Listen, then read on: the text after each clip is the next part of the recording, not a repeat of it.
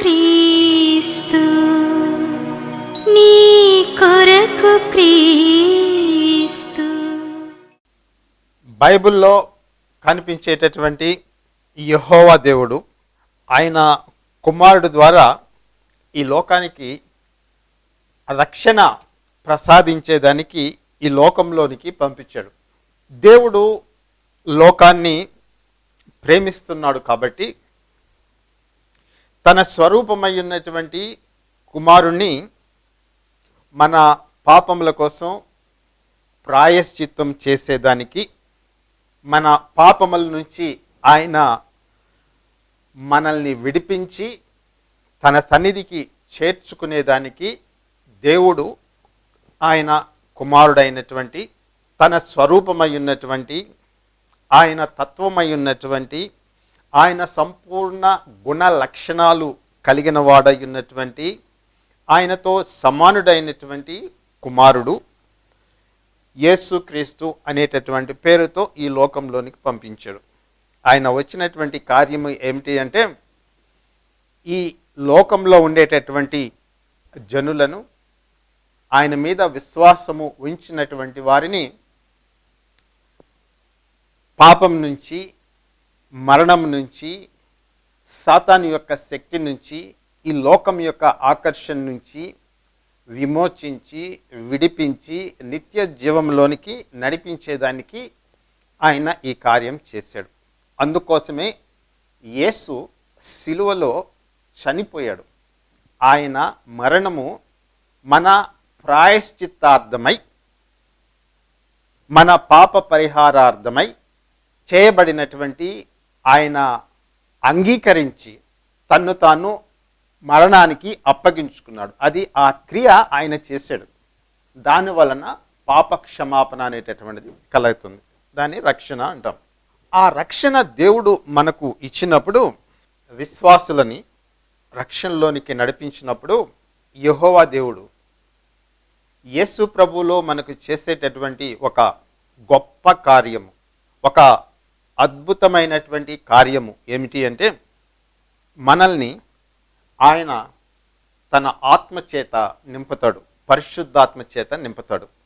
రక్షణలో దేవుడు మనకిచ్చినటువంటి భాగ్యము, ధన్యత, పరిశుద్ధాత్మను మనకు ఇవ్వడము అనేటటువంటిది, మన మీద కుమ్మరించడం అనేటటువంటిది. ఆ పరిశుద్ధాత్మ చేత యేసు ప్రభు నందు విశ్వాసం ఉంచినటువంటి వారు నడిపింపబడుతూ ఉంటారు. ఈ దినమున మనము ఒక వ్యక్తిని పరిశుద్ధాత్మతో నింపితే, పరిశుద్ధాత్మతో అభిషేకిస్తే ఎటువంటి మార్పులు వ్యక్తి హృదయంలో, జీవితంలో జరుగుతాయి అనేటటువంటి విషయాన్ని గురించి ధ్యానించుకునేదానికి ప్రయత్నిస్తాం. అందుకోసం నేను పాత నిబంధన గ్రంథంలో సమూయేలు రాసినటువంటి మొదటి గ్రంథము 16వ వచనము 12, 13 వచనాలని చదువుతాను. అతడు వాణ్ణి పిలువనంపించి లోపలికి తోడుకొని వచ్చెను. అతడు ఎర్రని వాడును, చక్కని నేత్రములు గలవాడును, చూచుటకు సుందరమైన వాడును అయి ఉండెను. అతడు రాగానే, నేను కోరుకున్నవాడు ఇతడే, నీవు లేచి వానిని అభిషేకించమని యెహోవా సెలవీయగా, సమూయేలు తైలపు కొమ్మును తీసి వాని సహోదరుల ఎదుట వానికి అభిషేకము చేసెను. నాటి నుండి యెహోవా ఆత్మ దావీదు మీదకి బలముగా వచ్చెను. తరువాత సమూయేలు లేచి రామాకు వెళ్ళిపోయాను అని చెప్పి రాయబడింది. అదే అధ్యాయంలో 23వ వచనాన్ని కూడా చదువుకుంటాం. దేవుని యొద్ద నుండి దురాత్మ వచ్చి సౌలును పట్టినప్పుడల్లా దావీదు సితార చేత పట్టుకుని వాయింపగా దురాత్మ అతన్ని విడిచిపోయాను, అతడు సేద తీరి బాగాయను అని చెప్పి రాయబడింది. తర్వాత ఇంకొక వచనం కూడా 18వ అధ్యాయంలో, మరునాడు దేవుని యొద్ద నుండి దురాత్మ సౌలు మీదకి బలంగా వచ్చినందున అతడు ఇంటిలో ప్రవచించుచుండగా దావీదు మునుపటిలాగున వీణ చేత పట్టుకుని వాయించును అని చెప్పి రాయబడింది. సాధారణంగా దావీదును సమూయేలు ప్రవక్త అభిషేకించిన తర్వాత ఆ అభిషేకం యొక్క పరిశుద్ధాత్మ అభిషేకము, యెహోవా యొక్క ఆత్మ అతని మీదకి బలముగా దిగివచ్చును అనేటటువంటి మాట. ఆ ఆత్మ, యెహోవా దేవుని యొక్క ఆత్మ, పరిశుద్ధాత్మ, కొత్త నిబంధన గ్రంథంలో ఆ యెహోవా దేవుని ఆత్మకే క్రీస్తు ప్రభువు యొక్క ఆత్మ అని కూడా పేరు. ఈ పరిశుద్ధాత్మ దావీదు మీదకి దిగివచ్చినప్పుడు ఆ కాలంలో, ఆ సమయంలో, ఆ పరిస్థితుల్లో సాధారణంగా చెప్పుకునేటప్పుడు ఏమంటారంటే, దావీదు శక్తి చేత నింపబడి యుద్ధములు బాగా చేశాడు, శత్రువుల్ని ఓడించాడు, ఇశ్రాయేల్ దేశం యొక్క శత్రువుల్ని అణచివేసి దాని యొక్క సరిహద్దుల్ని విశాలపరిచాడు, గొప్ప యుద్ధశూరుడు, ధైర్యవంతుడు, సాహసవంతుడు అని చెప్పి ఆయన గురించి ఆ సందర్భంలో చెప్పుకుంటాం. యెహోవా దేవుని యొక్క ఆత్మ ఆయన మీదకి వచ్చినప్పుడు జరిగినటువంటి ఫలితాల్లో ఆ ఎఫెక్ట్, పరిశుద్ధాత్మ వచ్చినప్పుడు వ్యక్తి జీవితంలో జరిగేటటువంటి పరిణామాలు, దాని effect, the holy spirit effect అనేటటువంటిది సాధారణంగా దావీదు యొక్క శౌర్యం గురించి, ధైర్యం గురించి, గొలియాతును ఆయన ఓడించడం గురించి, శత్రువుల మీద యుద్ధం చేయడం గురించి చెప్పుకుంటాం. కరెక్టే. కానీ అది ఒక్కటే కాదు. పరిశుద్ధాత్మ దేవుడు దావీదు మీద కుమరించినప్పుడు, యెహోవా దేవుని ఆత్మ ఆయన మీద వచ్చినప్పుడు, ఆయన మీదకి వచ్చినప్పుడు బైబిల్లో రాయబడినటువంటి మాట ఏమిటి అంటే, నాట నుండి యెహోవా ఆత్మ దావీదు మీదకి బలముగా వచ్చెను. తర్వాత సమూయేలు లేచి రామాకు వెళ్ళిపోయినని చెప్పి రాయబడింది. సాధారణంగా దీని మీదే ఫోకస్ చేస్తూ ఉంటాం. సాధారణంగా దీని గురించి చెప్తూ ఉంటారు, ఆయన యొక్క శౌర్యం గురించి, రాజ్యం ఏ విధంగా వేలాడు, ఇటువంటి వాటిని గురించి. ఈ దినమున ఆ అభిషేకము గురించి, దావీదు మీదకి వచ్చినటువంటి యెహోవా దేవుని యొక్క ఆత్మ అభిషేకం గురించి మాట్లాడేటప్పుడు నేను 3 విషయాలు ధ్యానించదలుచుకున్నాను. మొట్టమొదటిగా, ఆ దేవుని యొక్క ఆత్మ దావీదులో పనిచేస్తూ సౌలు యొక్క జీవితం మీద ఏ విధంగా ప్రభావం చేసింది, ఆయనకి వచ్చినటువంటి దురాత్మ నుంచి ఏ విధంగా విడుదల కలిగజేసింది అనేటటువంటిది మొదటిది. రెండోది ఏంటి అంటే, ఆయన యుద్ధంలో ఎక్కడికి పోయినా, ఎక్కడ యుద్ధం చేసినా, శత్రువులతో యుద్ధం చేసినా ఆయన గెలుపు, శత్రువుల్ని అణచివేయడం, ఇశ్రాయేలీల్ని విడిపించడం అనేటటువంటిది ఆ అభిషేకం వల్ల దావీదుకి కలిగినటువంటి శక్తి, బలము, పరాక్రమము, ధైర్యము, ఇవన్నీ కూడా అది రెండో దాని కింద నేను పెట్టుకున్నాను. మూడోది ఏమిటి అంటే అండి, ఈ పరిశుద్ధాత్మ దావీదు జీవితంలోకి వచ్చినప్పుడు ఆయన యొక్క ప్రభావము, శక్తి దావీదు యొక్క అంతరంగ జీవితాన్ని ఏ విధంగా మార్చివేసింది అనేటటువంటిది మూడోది. మొదటి దాని గురించి మాట్లాడతాం. రెండోది ఆయన శక్తి, ఆయన పరాక్రమము, బలము, దాని గురించి ఈ దినమున మాట్లాడను. ఈ మెసేజ్ అయిపోయిన తర్వాత దావీదు యొక్క జీవితము పరిశుద్ధాత్మ ద్వారా ఏ విధంగా మార్చివేయబడింది అనేటటువంటిది దాని గురించి మాట్లాడతాను. ఆ 2 అంశాల గురించి మాత్రమే మాట్లాడతాను. ఇప్పుడు సౌలు దేవుని ఆజ్ఞ మీరి దేవుడు చెయ్యమన్నటువంటి పని ఆయన చెయ్యకుండా దేవుని సన్నిధిలో తన ప్రవక్త అయినటువంటి సమూయేలు సన్నిధిలో తన్ను తాను సమర్థించుకున్నాడు. కొంతవరకు చేసాడు కానీ పూర్తిగా చేయలే. దేవుడు చెప్పినటువంటి మాట, అమాలేకీయులు, ఇశ్రాయేల్ రాజ్యానికి శత్రువులైనటువంటి అమాలేకీయుల్ని, వారిని దేవుడు నిర్మూలం చేసి ఏమేమి చేయాలో కరెక్ట్గా ఆయన సమూయేలు ద్వారా సౌలుతోటి మాట్లాడాడు. సౌలు ఆయనకి ఇచ్చినటువంటి ఆజ్ఞలో కొంతవరకు మాత్రమే నెరవేర్చాడు, మిగిలింది మాత్రం నెరవేర్చలే. పైగా ఆయన దేవుడు చెయ్యొద్దు అన్నటువంటి పనిని ఆయన చేశాడు. అమాలేకీయుల కొల్ల సొమ్మును పట్టుకొని తెచ్చుకున్నాడు. ఇవన్నీ కూడా ఆయన సమర్థించుకున్నాడు సమూయేలు సన్నిధిలో. ఓకే, అయిపోయింది. దేవుడు చేసినటువంటి పని ఏమిటి అంటే, దీనికి ప్రతిగా అంటే సౌలుకి ఆయన విధించినటువంటి శిక్ష ఏమిటి అంటే, అంతకుముందు తాను ఇచ్చినటువంటి పరిశుద్ధాత్మని దేవుడు వెనక్కి తీసుకున్నాడు. వెనక్కి తీసుకున్న తర్వాత సౌలులో దేవుని యొక్క ఆత్మ నివాసము చేయడం అనేటటువంటిది తొలగిపోయింది. దేవుని ఆత్మ సౌలులో నుంచి తొలగిపోయిన తరువాత సమూయేలు జీవితంలో ఆయన దావీదు మీద ఆయనకు కలిగి ఉన్నటువంటి మత్సరము, అసూయ, తన రాజ్యం తన చేతుల్లోనే ఉండిపోవాలనేటటువంటి స్వార్థము, ఇంకా అనేకమైనటువంటి కలిసి దావీదు మీద విపరీతంగా అసూయపడ్డాడు, మత్సరపడ్డాడు. ఈ సందర్భంలో ఒక దురాత్మ ఆయన్ని పీడించడం ప్రారంభించింది.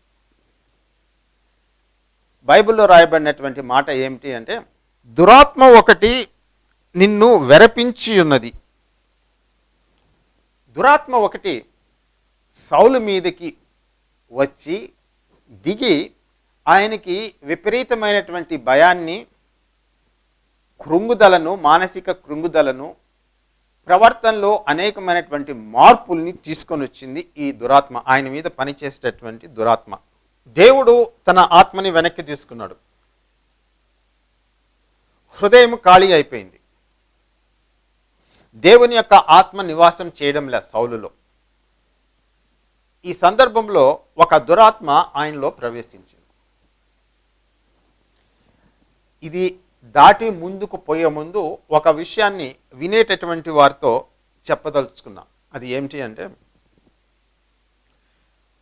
క్రొత్త నిబంధన గ్రంథంలో దేవుడు క్రీస్తు ప్రభువులో విశ్వాసులకి అనుగ్రహించినటువంటి పరిశుద్ధాత్మను ఎట్టి పరిస్థితుల్లో ఆయన వెనక్కి తీసుకోడు. సౌలుకు చేసినట్లుగా నూతన నిబంధనలో పరిశుద్ధాత్మ చేత నింపబడినటువంటి విశ్వాసుల దగ్గర నుంచి దేవుడు తన ఆత్మను వెనక్కి తీసుకోడు. వాళ్ళు దేవుని యొక్క రాజ్యంలో సురక్షితంగా ప్రవేశించేంత వరకు ఆ పరిశుద్ధాత్మ విశ్వాసుల్ని నడిపిస్తూ ఉంటాడు, బలపరుస్తూ ఉంటాడు. ఆయన యొక్క ఆదరణ, అంతరంగంలో ఆయన ఇచ్చేటటువంటి బలము నిరంతరము విశ్వాసుల్లో పనిచేస్తూ ఉంటుంది. సో ఈ తేడాన్ని మీరు గుర్తుపెట్టుకోవాలి. నేను ముందుకు పోకముందు ఈ విషయాన్ని స్పష్టం చేయదలుచుకున్నా. ఎందుకంటే సౌలుకు చేసినట్లుగా దేవుడు నూతన నిబంధన చేసిన తర్వాత క్రీస్తు ప్రభువులో తన ఆత్మని వెనక్కి తీసుకోడు. హోలీ స్పిరిట్ ఆయన గిఫ్ట్స్ అనేటటువంటివి ఇర్రివోకబుల్ అని అపోస్తలుడైనటువంటి పౌలు ఒక దగ్గర చెప్పాడు. వెనక్కి తీసుకోడు. ఆయన ఇచ్చినటువంటి కృపావరములని, పరిశుద్ధాత్మని దేవుడు వెనక్కి తీసుకోడు. సౌలు దురాత్మ చేత పీడింపబడుతున్నాడు. మన మాటల్లో చెప్పుకోవాలంటే సౌలుకి అప్పుడప్పుడు దయ్యం పట్టి పీడింపబడుతుండేవాడు. దానివలన ఆ మనిషి భయంతోటి కృంగిపోయాడు. దాని యొక్క అర్థము, ఆ దురాత్మ ఆయన మీదకి వచ్చినప్పుడు ఆ ఈవిల్ స్పిరిట్ అనేటటువంటిది, ఆ ట్రబుల్ అనేటటువంటి దాని యొక్క అర్థం ఏంటంటే, ప్రాథమికమైనటువంటి అర్థం ఏమిటి అంటే, తనకంటే ఎక్కువ శక్తి కలిగినటువంటి వారిని చూసి ఒక వ్యక్తి భయపడుతుంటారు చూసారా, ఆ భయము అనేటటువంటిది దాంట్లో స్ఫురించేటటువంటి అర్థం. వెరపించుచున్నది, భయపెడుతున్నది, వెరస్తూ ఉన్నాడు ఎవరు? సౌలు. దేన్ని బట్టి? ఆయన మీదకి దిగి వచ్చినటువంటి దురాత్మని బట్టి భయపడుతూ ఉన్నాడు. ఆ దురాత్మ ఆయన మీద పని చేసేటప్పుడు ఆయన స్వభావము, ఆయన ముఖకవళికలు, ఆయన యొక్క ప్రవర్తన అన్నీ కూడా మారిపోతూ ఉంటాయి. అది అక్కడ రాసినటువంటి వాక్య భాగంలో దాన్ని చదివినప్పుడు కొంతవరకు మనం దాన్ని గ్రహించవచ్చు. ఇటువంటి సౌలు దగ్గరికి దావీదు తీసుకుని రాబడ్డాడు. యవనస్తుడు సౌలు యొక్క కొలువులో ప్రవేశించాడు. రాజుగారి కొలువులో సేవ చేసేదానికి ప్రవేశించాడు దావీదు. ఎందుకు ప్రవేశపెట్టబడ్డాడు? కారణము ఏమిటి అంటే, దావీదు సౌలుకి దురాత్మ పట్టినప్పుడు, దయ్యం ఆయన మీదకు వచ్చినప్పుడు, ఆయన్ని పీడించేటప్పుడు, ఆయన్ని వేపుకు తినేటప్పుడు, ఆయన్ని ఆ పీడన, ఆ దురాత్మ యొక్క పీడన, ఆ భయంతో ఆయన అల్లాడిపోయేటప్పుడు, అటువంటి పరిస్థితుల్లో దావీదు చేయవలసినటువంటి పని ఏమిటి అంటే, ఆయన సితారని, సంగీత వాయిద్యాన్ని తీసుకొని చమత్కారంగా వాయించాలి. అది ఒక పని. ఆదరణ కలుగుతుంది, కొంచెం వరకు తగ్గుతుంది అనేటటువంటి ఉద్దేశంతో అతన్ని అక్కడికి ఆయన తీసుకుని రాబడ్డాడు. ఆయన పని అది. వాక్యంలో ఏమని చెప్పి రాయబడిందంటే, దావీదు సితార పట్టుకొని వాయింపగా దురాత్మ అతనిని విడిచిపోయెను, అతడు సేద తీరి బాగాయను అని చెప్పి రాయబడింది. ఆ విషయాన్ని గురించి ఇప్పుడు మాట్లాడుకుంటాం. ఎక్కడి నుంచి ప్రారంభించామంటే, పరిశుద్ధాత్మ అభిషేకము. పరిశుద్ధాత్మ ఒక వ్యక్తిలోకి వచ్చి నివాసము చేయడము ప్రారంభించిన తర్వాత ఆ వ్యక్తి జీవితంలో మార్పులు అనేటటువంటివి కలుగుతాయి. అన్ని రంగాల్లో కలుగుతాయి. దావీదు చిన్నప్పటి నుంచి కూడా సంగీతం పట్ల ఆసక్తి కలిగినటువంటి వాడు. తర్వాత వచ్చి ఆయన పాటలు రాసేటటువంటి అలవాటు కలిగినటువంటి వాడు. ఆయన కీర్తనల గ్రంథంలో 73, 75, కొంతమంది 73 అంటారు, కొంతమంది 75 అంటారు. 75 చెప్పేటటువంటి వాళ్ళు ఏమంటారంటే, అపోస్తలుల కార్యంలో అపోస్తలు పేర్కొన్నటువంటి కొన్ని వాక్యాలను కూడా తీసుకుని మొత్తం 75 కీర్తనలు దావీదు రచించాడు అని చెప్పి చెప్తారు. అంటే సగము భాగము కీర్తనల్లో దావీదు రచించినటువంటివే. అంటే ఆ మాట ఎందుకు చెప్తున్నానంటే, ఆయనలో ఉండేటటువంటి ఆ పోయిటిక్ నేచరు, ఆయనలో ఉండేటటువంటి ఆ సృజనాత్మక శక్తి, ఆయనలో ఉండేటటువంటి సంగీత వాయిద్యాల్ని వాయించగలిగేటటువంటి ఆ సామర్థ్యము, ఆ నేర్పు, ఆ నైపుణ్యము అనేటటువంటివి ఎంత బాగున్నాయో అనేటువంటి చెప్పేదానికి నేను ఆ మాటని గుర్తుకు చేస్తున్నాను. సౌలు దయ్యం పట్టి పీడింపబడుతూ ఉండేవాడు. ఏమి చేసేవాడో మనకంత గ్రాఫిక్గా ఇవ్వబడలేదు, కానీ దురాత్మ వచ్చి పీడింపబడినప్పుడు అని చెప్పి రాయబడింది. ఏమండి, క్రిందపడి పొల్లాడేవాడో, కొట్టుకునేవాడో, అరిసేవాడో, కేకలు పెట్టేవాడో, వస్తువులు చేతుల్లో తీసుకుని విసిరేసేటటువంటి వాడో మనకైతే తెలియదు. మీకు దురాత్మలు చేసేటటువంటి క్రియలను గురించి, కార్యాలను గురించి ఉదాహరణలు మీరు కావాలంటే నూతన నిబంధన గ్రంథంలో చదవండి. అవి పట్టినప్పుడు ఏ విధంగా ఉంటాయి. ఈ భయం అనేటటువంటిది, ప్రవర్తన అనేటువంటిది మారిపోయేది. ఇటువంటి సమయంలో దావీదు సౌలు దగ్గర చేరి, ఆయన ఒక దగ్గర సితార అని చెప్పి రాయబడింది, ఒక దగ్గర వీణ అని చెప్పి రాయబడింది. ఆ వాయిద్యాలు, ఆ సంగీత వాయిద్యాలు, ఆ మ్యూజికల్ ఇన్స్ట్రుమెంట్స్ని దావీదు ప్లే చేసేటటువంటి వాడు, వాయించేటటువంటి వాడు, చమత్కారంగా వాయించేటటువంటి వాడు. అంటే చమత్కారంగా అంటే చాలా స్కిల్ఫుల్గా, చాలా గొప్ప ప్రావీణ్యంతోటి ఆ సంగీత వాయిద్యాల్ని ఆయన వాయించేటటువంటి వాడు, ప్లే చేసేటటువంటి వాడు. ఈ ప్రక్రియ జరిగినప్పుడు సౌలులో ఉండేటటువంటి దురాత్మ విడిచి వెళ్ళిపోయేది. సౌలుకి విశ్రాంతి కలిగేటటువంటిది, సేద తీరేటటువంటి వాడు. అంటే ఆ వైలెంట్ బిహేవియరో, లేదంటే ఆ భయమో, లేదంటే ఆందోళన, ఇవన్నీ కూడా ఆయనలో నుంచి పోయి ఆయనకి సమాధానము, ఆయనకి విశ్రాంతి, ఆయనకి సేద తీరడం అనేటటువంటిది కలిగేటటువంటిది. ఎప్పుడు కలిగేటటువంటిది అంటే, దావీదు ఆ సంగీత వాయిద్యాన్ని వాయించేటప్పుడు ఈ యొక్క ప్రక్రియ జరిగేటటువంటిది. మనము దీని మీద ఎందుకు ధ్యానం పెడుతూ ఉన్నామంటే, పరిశుద్ధాత్మ ఒక వ్యక్తిలోనికి వచ్చినప్పుడు ఏ విధంగా ప్రభావం చూపిస్తాడు అనేటటువంటి దాని గురించి మనము మనసులో పెట్టుకొని ఇక్కడికి వచ్చి దీని గురించి మాట్లాడుతూ ఉన్నాం. ఈయన వాయిద్యము వాయించేటప్పుడు ఆ సితారనో వీణనో పట్టుకొని దురాత్మ విడిచి వెళ్ళిపోవడం జరిగేటటువంటిది. ఈ సందర్భంలో ఒక ప్రశ్న మనం అడగదాం, ఒక క్వశ్చన్ రైజ్ చేస్తాం. ఏమిటి అంటే,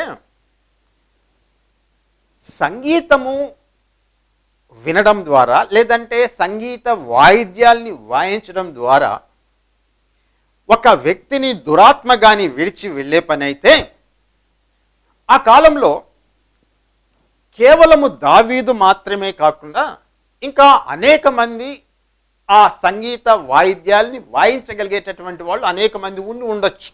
ఒకవేళ సంగీతము, ఆ వాయిద్యము, ఆ మ్యూజిక్ ప్లే చేసినప్పుడు, ఆ ఇన్స్ట్రుమెంట్ మ్యూజిక్ ప్లే చేసినప్పుడు దయ్యాలు వదిలి వెళ్ళిపోతూ ఉంటే ఆ పద్ధతిని చాలామంది అనుసరించేటటువంటి వాళ్ళు.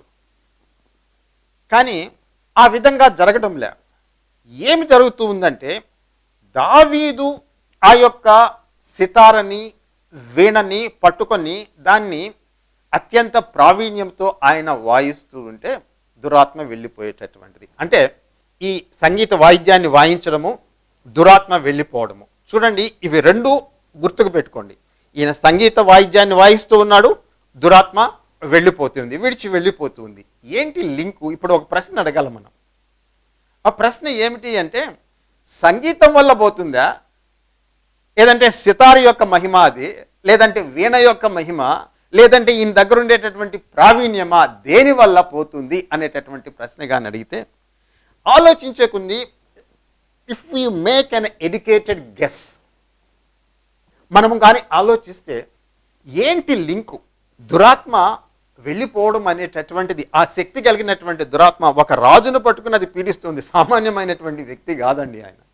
ఆయన దగ్గరకు వచ్చి ఆయన్ని పీడిస్తూ ఉంది, ఆయన్ని వేధిస్తూ ఉంది, ఆయన యొక్క మానసిక భావాల్ని మార్చివేస్తూ ఉంది, ఆయన యొక్క ప్రవర్తన అనేది మార్చివేస్తూ ఉంది, లోపల భయాన్ని, ఆందోళనను, కృంగుదలను కలిగజేస్తూ ఉంది ఆ దురాత్మ. దాన్ని వదిలించగలిగినటువంటి శక్తి సితార్లో ఉందా, వీణలో ఉందా, ప్రావీణ్యంలో ఉందా, మ్యూజికల్ స్కిల్ఫుల్గా ప్లే చేసేటటువంటి దాంట్లో ఉందా, దేంట్లో ఉందండి? ఆ శక్తి ఆ విధంగా ఉంటుందా? ఆ ప్రశ్న మనం రైజ్ చేసినప్పుడు దాని గురించి కొంచెం ఆలోచిస్తే జరిగేటటువంటిది ఏమిటంటే, ఒక విషయాన్ని నేను మీకు జ్ఞాపకం చేస్తాను. దావీదు సౌలు ముందు ఆ సంగీత వాద్యాన్ని ఆయన వాయించేటప్పుడు కేవలము ఆయన ఆ వాయిద్యాన్ని వాయించడము మాత్రమే కాదు, ఆయన యొక్క హృదయ అంతరంగంలో దావీదు దేవునికి స్తుతి చెల్లించడమో, హృదయ అంతరంగంలో యెహోవా దేవుని గురించి కీర్తన పాడుకోవడమో, యెహోవా దేవుని యొక్క ఘనతను, ఆయన యొక్క ఖ్యాతిని, ఆయన యొక్క గొప్ప కార్యాలని, ఆయన మంచితనాన్ని, నీతిని స్తుతిస్తూ, కొనియాడుతూ, ఘనపరుస్తూ, మహిమపరుస్తూ తన హృదయ అంతరంగంలో ఆయన పాడుకుంటూ ఆ పాటకి తగ్గట్టుగా ఆయన ఆ సంగీత వాయిద్యాన్ని వాయించేటటువంటి వాడు. ఈ సందర్భంలో ఒకటి మీరు గుర్తుపెట్టుకోండి, ఏ వ్యక్తి కూడా ఒక సంగీత వాయిద్యాన్ని, ఒక మ్యూజికల్ ఇన్స్ట్రుమెంట్ని ప్లే చేసేటప్పుడు దానికి ఆధారంగా ఒక పాటో, ఒక మాటో, ఒక భావమో, ఒక రాగమో లేకుండా ఆ వ్యక్తి చేయడు. సంగీత ధ్వని వినిపిస్తూ ఉంది, ఒక 15 నిమిషాల పాటు ఒక చక్కటి సంగీతము, ఇన్స్ట్రుమెంటల్ మ్యూజిక్, వాయిద్యాలతో కూడినటువంటి సంగీతము, పాట బయటికి వినిపించకపోవచ్చు, వినిపిస్తూ ఉందంటే ఆ సంగీత వాయిద్యాన్ని నడిపించేటటువంటిది దానికి బేస్లో ఉండేటటువంటి మాటలు, పాటలు, భావావేశాలు అవి ఉంటాయి. ఎవరైనా ఏ మాట లేకుండా, ఏ పాట లేకుండా ఒక ఇన్స్ట్రుమెంట్ను, ఒక పియానోనో, ఒక గిటార్నో, లేదంటే ఇంకొక ఇన్స్ట్రుమెంట్ని ఏదైనా ఏమండి ప్లే చేయగలరా అద్భుతంగా? దానికి క్రింద దాన్ని బేస్ చేసుకునేదానికి, ఆ ప్లే చేసేదానికి ఏవో మాటలు ఉండాలా, ఏవో మాటలు ఉండాలా, ఆ మాటలకి కూర్పు ఉండాలా, వాటికి ఒక రాగం ఉండాలా. ఇవన్నీ ఒక పాట కట్టి ఆయన హృదయంలో, ఆయన బయటికి చెప్పకపోయినా, బయట దావీదు వాటిని బయట పాడకపోయినా, హృదయ అంతరంగంలో ఆయన దేవుణ్ణి స్తుతించుకుంటూ, దేవుణ్ణి ఆరాధిస్తూ, దేవుణ్ణి ఘనపరుస్తూ, దేవుణ్ణి మహిమపరుస్తూ ఆ పాటని ఆ సంగీత వాయిద్యం ద్వారా ఆయన వినిపిస్తూ ఉండేటటువంటి వాడు. దావీదు సౌలు సన్నిధిలో పాట పాడాడు అని చెప్పి లేఖనాల్లో రాయబడలే, వాక్యంలో రాయబడలే. కరెక్టే, దావీదు పాట పాడాడు అని చెప్పి రాయబడలే. కానీ ఒక మ్యూజికల్ ఇన్స్ట్రుమెంట్ని అంత ప్రావీణ్యంతో, అంత చాకచక్యంతో, అంత చమత్కారంతో, అంత నేర్పుతో వాయించాలంటే దానికి ఆధారము ఒక పాటో, ఒక భావమో ఏదో ఒకటి ఉండాలి. దావీదు ఏదో జానపద గీతాలో ఆ పాటో ఈ పాటో వాటిని గురించి ఆయన పాడుకోలే హృదయంలో. ఎందుకో నేను చెప్తానండి. కారణం ఏమిటి అంటే, ఆయన హృదయ అంతరంగంలో ఆ మ్యూజికల్ ఇన్స్ట్రుమెంట్ని ఆయన ప్లే చేసేటప్పుడు హృదయ అంతరంగము లోపల దావీదు దేవుణ్ణి స్తుతించుకుంటూ ఉన్నాడు, ఆయన్ని గణపరుస్తూ ఉన్నాడు, ఆయన క్రియల్ని జ్ఞాపకం చేసుకుంటూ ఉన్నాడు, ఆయన నీతిని, ఆయన యొక్క ఉదారత్వాన్ని, ఇవన్నీ కూడా ఇశ్రాయేలీయుల పట్ల దేవుడు చేసినటువంటి కార్యాలు బహుశా జ్ఞాపకం చేసుకుని స్తుతిస్తూ ఆయన సంగీతం పాడుకుంటూ ఉన్నాడు. మీరు కీర్తనలు కానీ చూస్తే అన్ని దగ్గరలా ఈ స్వభావము, దావీదు యొక్క తత్వము మీకు బాగా కనిపిస్తుంది. కాబట్టి సౌలు ముందు దావీదు తన యొక్క ఆ సంగీత వాయిద్యాన్ని వాయించినప్పుడు నోరు తెరిచి బహిరంగంగా పాడకపోయినా అంతరంగంలో దేవుని యొక్క స్తుతి అనేటటువంటిది పెళ్ళుబుకుతుంటే ఆ దేవుణ్ణి స్తుతిస్తూ కీర్తిస్తూ దానికి తగ్గట్టుగా ఆయన వాయిస్తూ ఉంటే ఈ యొక్క ప్రభావం ఉంది చూసారా, ఈ ఆరాధన ప్రభావము, దావీదు హృదయంలో పొంగేటటువంటి ఈ ఆరాధన, దావీదు హృదయంలో పొంగేటటువంటి ఈ స్తుతి, ఆ స్తుతి యొక్క శక్తి అనేటటువంటిది ఏం చేస్తుందంటే ఆ గదిలో ఉండేటటువంటి వాతావరణాన్ని మార్చివేస్తూ ఉంది. ఏ విధంగా మారుస్తూ ఉందంటే ఆ స్తుతికి, ఆ ఆరాధనకు దావీదు యొక్క సంగీతం ఆయన మ్యూజిక్ ప్లే చేస్తూ ఉంటే అక్కడ జరిగింది ఏమిటి అంటే దేవుని యొక్క సన్నిధి అనేటటువంటిది ఆ ప్రదేశంలోనికి వచ్చిందండి. ఆ దేవుని యొక్క సన్నిధి అనేటటువంటిది అక్కడ వచ్చి అక్కడ ఆ ప్రదేశాన్ని ఆవరించినప్పుడు దురాత్మ ఆ దేవుని యొక్క సన్నిధిలో నిలబడలేక, సౌలు మీద అది పని చెయ్యలేక, ఆ దేవుని యొక్క సన్నిధిలో, ఆ పరిశుద్ధ దేవుని యొక్క సన్నిధిలో ఆ దురాత్మ సౌలుని విడిచిపెట్టి వెళ్ళిపోయింది. ఎప్పుడైతే ఆ దురాత్మ అతన్ని విడిచిపెట్టి వెళ్ళిపోయిందో అతని మానసిక స్థితి సామాన్యమైపోయింది.